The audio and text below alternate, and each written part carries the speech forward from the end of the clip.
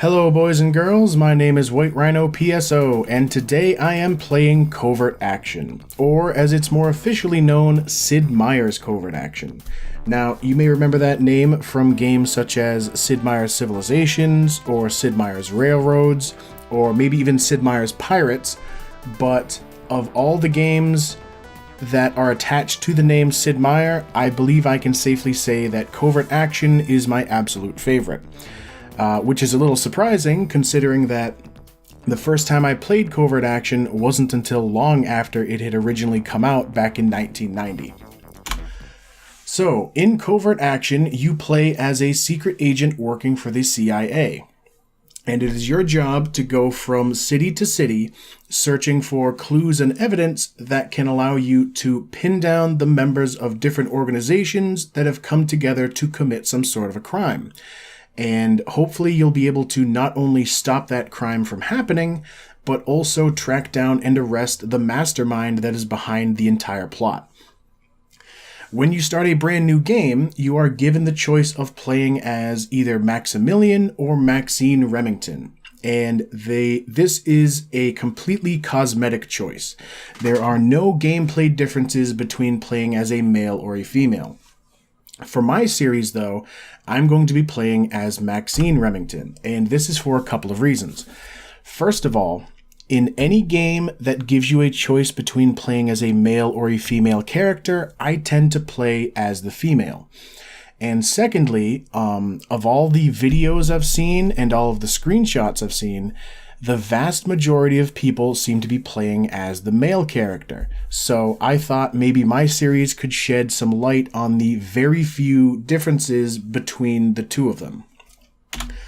Now, the game will always refer to you as Max, but it still asks you to come up with a code name. And this is just to differentiate between save files and high scores if you happen to be playing the game on a computer that somebody else is also playing it on. And because I think that the female secret agent kind of looks like a 1920s jazz singer, I decided to go with Special Agent Songbird. Now, there are 4 difficulties of the game, ranging from the lowest being local disturbance to the highest being global crisis. Local disturbance is actually so easy that the game starts off with a unique case that isn't in any other difficulty, that is basically scripted so that you will be able to arrest all of the members related to the plot, as well as the mastermind themselves. I tend to feel most comfortable playing on National Threat, which you can actually change the difficulty between cases if you want, so I may eventually bump it up to Regional Conflict, but even on National Threat, there are occasions when the game gets very difficult for me, so I am most likely just going to keep it on National Threat throughout my entire gameplay. Now, when Covert Action came out, the developers, MicroProse, were trying to push for games that were a single experience made up of a bunch of different minigames. And these are the 4 minigames that make up Covert Action. The first of which is the combat minigame, which is probably the one you'll be spending the most time in. This is when you break into buildings owned by different organizations to try and find clues or maybe to arrest somebody that you are certain is part of the plot. It also is involved when enemies sometimes ambush you on your way to your car or on your way out of a building and you have to fight them off. The driving minigame is one that I'm not a big fan of, and because of that, I'm actually kind of lucky that for the most part you can avoid it. This is when you try to tail a suspect from one building to another to try and find out where another stronghold is. But also in the aforementioned, when they like surprise you on your way out of a building, sometimes they can try and chase you down in vehicles of their own. The cryptography minigame is one of my favorites.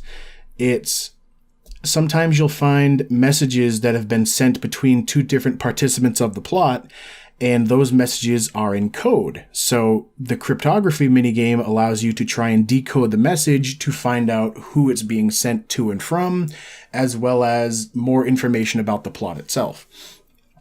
And finally, the electronics minigame is when you wiretap the outside of a building in order to get a little bit of information by tapping the phones, or there are times where you can try to put a tracking device on the underside of a suspect's car so you can chase them with a driving minigame, but I never bother with that one because, like I said, I don't like the driving minigame. And when you start a brand new game, after choosing your difficulty, you are given preparation for fieldwork, and this allows you to put 4 points into the different minigames to kind of mitigate the difficulty that you'll be facing throughout the game. Even on the second to lowest difficulty, I still put 2 points into combat training, because even then, some of the combat minigame can be very difficult. The other 2 points I always put into electronics because although I do enjoy that minigame, some of the tougher difficulties can be a lot harder to wrap your head around, especially when the game doesn't give you a whole lot of time to do it. All right, now the chief of the CIA will give you a short briefing. There are something like 30 different cases that the game will randomly choose between to give you, which is one of the reasons that I love this game, because if you've watched any of my other videos, you know that I love games that offer random things. So there's all kinds of like endless gameplay going on. Some of the cases you will only see if you fail to stop the crime in a previous one, though. So, Max, we've picked up rumors of a major jailbreak being planned. We don't know where it's to happen or who's to be released. We must assume that a rumor like this is related to somebody really important. Could be a drug kingpin, a valuable spy, or one of those ruthless terrorists. People of this caliber must remain in prison once convicted, especially after all of the trouble we've been through to catch them. The president wants you to investigate this rumor. We have indications that an operation is in preparation somewhere in Africa/Middle East. So, when the game generates a case for you, it will happen in one of 3 major locations. One of them is Central America, one of them is Europe, and one of them is Africa/Middle East. That basically just changes the different cities that you'll end up visiting. The Muslim Jihad is known to be involved. So this game is a strategy game. You are going to be given a lot of clues, and it's up to you to try and put these clues together to find who you need to arrest to stop the plot. So this game is one where you definitely will need either a physical pen and paper, like I'm using, or you need to have like a notepad file open. So this first clue is that the organization Muslim Jihad is involved. As far as I know, the organization that the chief tells you is involved is always involved. Your mission is to prevent this operation from succeeding and to capture as many of the participants as possible. Caution, 1 or more double agents are believed to be active within the CIA. Starting with national threat, there is always going to be at least 1 double agent working against you. And the way that they do this is by either feeding you false information or by letting the organizations in the current city know that you're there so that they can be on higher alert. I'll explain more of this in a little bit. Max, I'm sure you recognize the head of the Red September among these faces. So even back in 1990, video game piracy was kind of a big thing. And different games went about trying to combat this in different ways. The way that Covert Action went about it is in the manual, I believe in the margins would be a list of all of the different organizations you could be fighting against. And each of these listings had a little mugshot as the leader of them next to it. So this screen was supposed to tell you, oh, look in the manual for the Red September and figure out which face goes with it. But because not everybody is going to think to do that, in the current releases, like you can get on Good Old Games or Steam, they have actually cracked the copy protection. So I like to always just go for Mr. Noodle is not here on the screen, so I'm going to go with Kim Cattrall. Okay, you're cleared. Here is some info we've picked up over the last few days. We think it's linked to this operation. And now the chief will give us a few initial clues to go by. All right, so $5,500. $5,500. Black Widow. All right. Yep, so $5,500 was traced to an agent known as the Black Widow. And this was given to us by Istanbul. Usually I put my notes in an actual notepad file on the computer, but I noticed when I tried to record this in the past that it made very loud noises when I did that much typing. So I'm going to try and do this in a physical notebook, which is probably not going to be nearly as good for me. All right, CIA Rome tells us that a Toyota Tercel number 33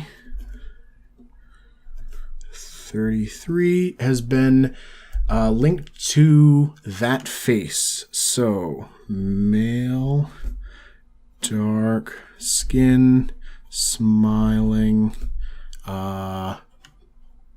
pig nose. All right. That was CIA Rome, I believe.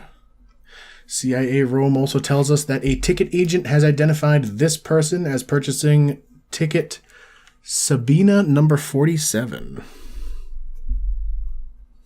Sabina 47.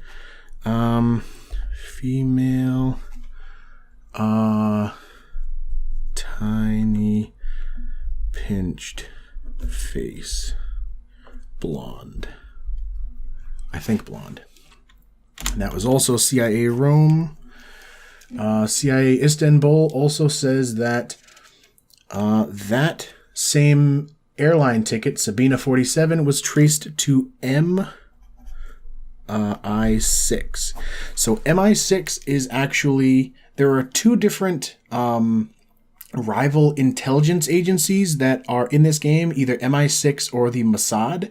Both of those, they aren't usually the main force behind a plot, but they sometimes have a single participant who is kind of like an inside contact for the criminals involved. So Istanbul tells us that. CIA Athens says that the Revolutionary Guards agreed to pay the $5,500. So the money. So now we know that the MI6, the Muslim Jihad, and the Revolutionary Guards are somehow involved in this. Assuming that CIA Istanbul is not feeding us false information. She's got a scary face. CIA Tripoli says that this agent received telegram telex number 46. Jesus Christ, my clues are all over this friggin' piece of paper. Female, dark skin, turtleneck, crazy eyebrows. Oh, and she's smiling. All right, that's CIA Tripoli. And a discreet check with airline indicates that Martha Conrad purchased ticket Sabina 47. So that female with the blonde hair, it should be Martha Conrad with a K. All of the different participants in a plot, I believe, outside of the mastermind themselves, are always randomly generated as well. So this face might work for Martha Conrad today, but if you play again another time, it might be somebody completely different. The rest is up to you. The president's counting on you, Max. Don't let us down. And with that, we are dumped into the CIA building. There is one of these in every city in the game, and you'll always know where they are. These buildings have a bunch of different things you can do. There's the data section, intelligence, and crypto branch. The data section allows you to review the clues that you've found so far. Review the suspects, which you actually don't have them as a confirmed suspect, I believe, until you know what their role in the plot is. So even though I've got the name Martha Conrad to look into, they are not considered a suspect yet. Inside information is if you ever turn somebody into a double agent, they will sometimes feed you information that I believe is what shows up here. News bulletins, sometimes as time passes, which I actually forgot to mention that. At the bottom left of the screen, see how it says 2 a.m. on January 2nd. While throughout the entire game, things you do take time. And as you're doing things, the plot is happening in the background.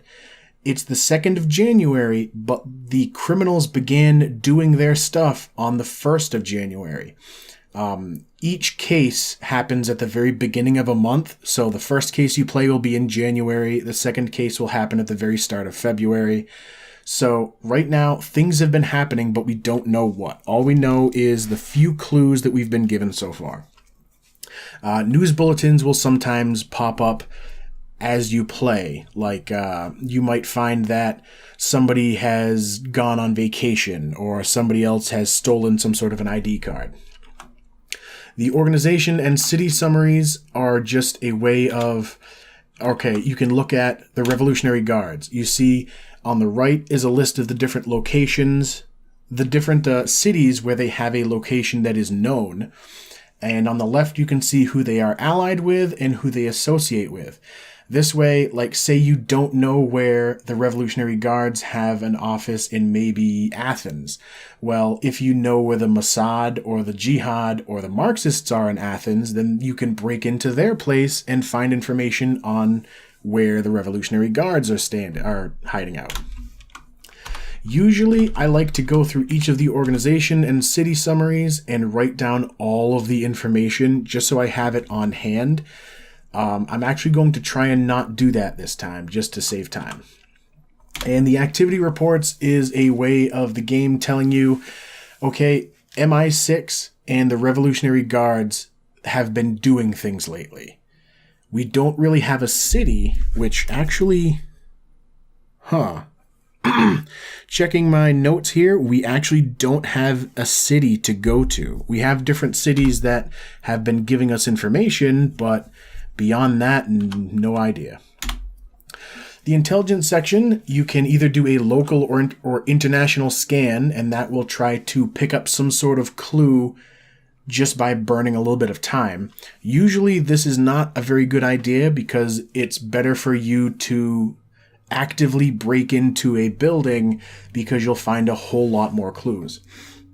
Active wiretaps just lets you know what buildings and what locations have wiretaps on them, as well as bugs you place during the combat minigame. You can accuse the double agent in this CIA office. If you do this and the person in this office was a double agent, then you'll get a bunch of clues, and you also won't have to worry about that agent working against you in the future. If you do this and they are not a double agent, then you will be barred from using this CIA office for the rest of this case. So you want to definitely be sure before you make an accusation.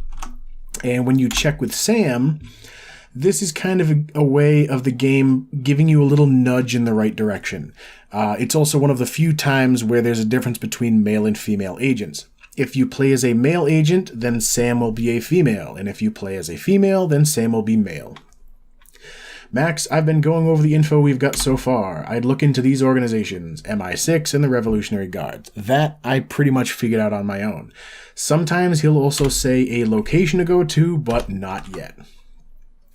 The crypto branch lets you look at coded messages and decode them if you have any, and the crime chronology, which you only start figuring out what's happening in a crime as you get more clues.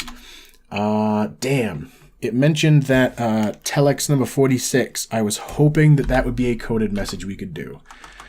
All right, so we do have a Revolutionary Guard location in Washington, D.C. So I actually think I'm going to give them a look, since we know that they are somehow involved. All right, so now we've burned a couple hours, first leaving the CIA office and then getting to the Revolutionary Guard building. You can place a wiretap to go into the electronics minigame. I'll show that in a minute. You can break into the building. You can watch the building, which allows you to maybe see a face that might be related to the plot and then possibly follow them in your car. Or most places allow you to also check your data. This is just allowing you to check the different clues and such. It's kind of like the information room at the CIA office, but you can do it at any time. So the first thing I'm going to do is place a wiretap. Unsuspecting, but I've only got 9 minutes. Usually, the maximum amount of time you get is 10 minutes, so there might be something going on already. Alright, this is the electronics minigame. It looks a little confusing. Basically, on the far right, there are a bunch of phone icons and a bunch of alarm icons. You want to make sure that the red dotted line doesn't reach any of the alarms, because if it does, then an alarm sounds, the minigame ends, and whatever building you're at, the guards will be on higher alert. So there'll be more guards in the building if you decide to break in. So what you want to do is redirect the green lines into the phone icons to get some information. And you do this by switching out little computer chips. The bottom middle shows the chip that I'm currently holding, which allows a line to go in from the top left and be output to the top right and the bottom right. This is actually one of the better chips to have, because what I like to do is find chips like this and then place them as far to the left as I can. So I'm going to place this one, swap it out, and that didn't do a whole lot, but it now means that the dotted line coming in at the bottom left has nowhere to go, so only the green lines come out on the other end. So now I want to see if I can swap this one out with no issue. If you go in with one red and one green, then the output will always be green. And if you place a chip in a way that one of the outputs has nothing going to it, then I believe it will always come out green as well. But now I've got one of these good chips again, so I'll place it over here. All right, so this is the little screen that pops up to give you a kind of a snippet of information. One of the phone icons is now lit up, so I've successfully done a wiretap. And the information I got was MI6, which I already knew that they were potentially involved. I also got a name. That's a weird name. Ismaila? Ismaila? Khaled. So that is a name that I might want to try and find more information about. Where's another chip that I can swap out? I think I can safely do that one. And place that. Oh, geez. Those are good. There we go. Oh yeah, okay. Toyota Tercel 33 has been linked to a photo video specialist, which is potentially the job of this guy. That doesn't really tell me a whole lot. It's kind of almost like a rumor information. Ooh, this one's new.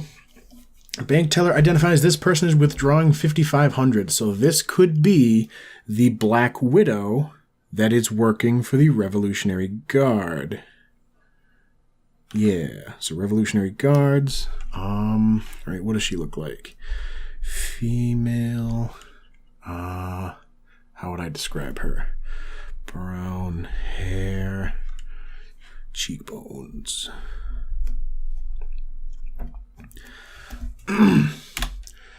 Okay, we also found a coded message from Agent S. Agents are usually a bit higher up in the hierarchy of a plot than the low people. So if you know anything about an agent, they're usually more important. So they received a message from somebody on the 2nd of January. If I can make it back to the CIA office before that message is decoded as part of clue hunting, then I will be able to show off the cryptography minigame. All right, Agent S is now known to be from the Revolutionary Guards. Of course, I wrote it in such a way that it looks like it just says agents as a plural. Where else can I drop one of these?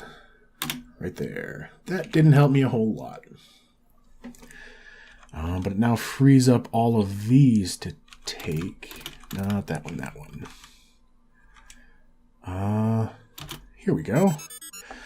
Agent S has been spotted in Washington. Okay, so Revolutionary Guards, Washington. That's actually the building that I'm already in. Washington. And it has been positively identified as somebody named Fatima Akbar.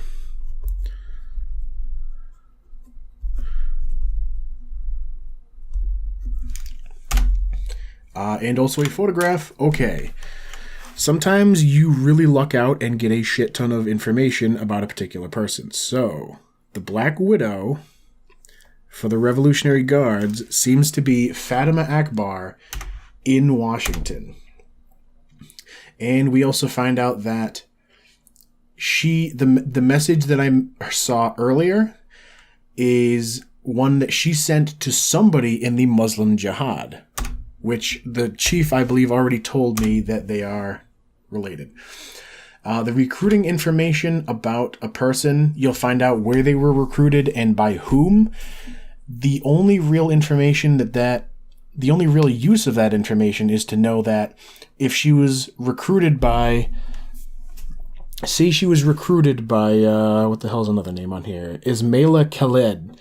Then we would know for a fact that she's not Ismaila Khaled. But usually by the time they're giving you recruiting information, they're kind of running out of things to tell you that aren't flat out telling you what their role in the plot was. And so once you complete that minigame, either hopefully with no alarms, it brings you back to the screen of the building itself. And placing a wiretap does take a little time though, so always keep that in mind. And now I'm going to break into the building. A very short loading screen. And then we get to another confusing screen. All right, at the bottom right, that big square is a overhead view of the building itself. This is to let you know what rooms you've seen before, as well as where the entrances are. Those little I guess you could say nipples sticking out on the bottom left of the building. Above that is a silhouette of your character itself, which is useful mostly to show what kind of gear they're wearing, as well as if they've taken any damage. And it is also one of the other parts of the game that changes slightly if you play a male or a female. And on the left is all of the different gear you can choose to bring along during this mission. First of all, you've got an Uzi. That will replace your pistol, and the Uzi has faster accuracy, and I believe shoots a little faster than the pistol as well. Not always something you need to take, but is a useful thing. The camera is useful because when you're going through an enemy stronghold, the camera is the only way to take photographs of evidence as you go to get more clues toward the plot. So you always want to take the camera if you can help it. You can take a set of 10 bugs, which you can place all over the building, which work to potentially get you more information when you're away. Usually this is only useful if it is a building that you know a plot participant is in, which Fatima Akbar should be in this building, as far as these clues have told me so far. Below that are a bunch of different packages of grenades you can take. The red are fragmentation, the green are gas grenades, and the white are stun grenades. Or you can just take a group, a small variety of all three. Usually I only take gas grenades if I know I'm going to go in and arrest somebody, which I'm actually going to not arrest this person unless I can turn them into a double agent for certain. Then there's a gas mask, which if you aren't wearing a gas mask and a gas grenade goes off, you will eventually pass out. That's pretty much the only real use for that. The motion sensor lets you detect when there are enemies in adjacent rooms that might be about to enter your room, which is very useful. I always take that along. Normally, you only get you can only take 2 damage before the game knocks you out and you end up being captured. If you take the Kevlar armor, that puts it up to 4 times before you get captured, so that's always useful to have as well. And the safe cracking kit is for, there are sometimes floor safes and wall safes, and the floor safes give some of the absolute best clues and information in the entire game. So unless you're specifically going just to pick somebody up that's like the mastermind and you don't need any information, you always want to take that with you. Once you pick your 5 bits of gear, which you are only allowed 5, you hit escape and it lets you choose which entrance to go in. Sometimes buildings only have 1, but this one happens to have 2. So I'm going to jump right into door number 2. All right. The rest of the information, though, I'm going to have to explain in the next video because this one's run a little long. So, as always, thank you for watching, and I will see you next time.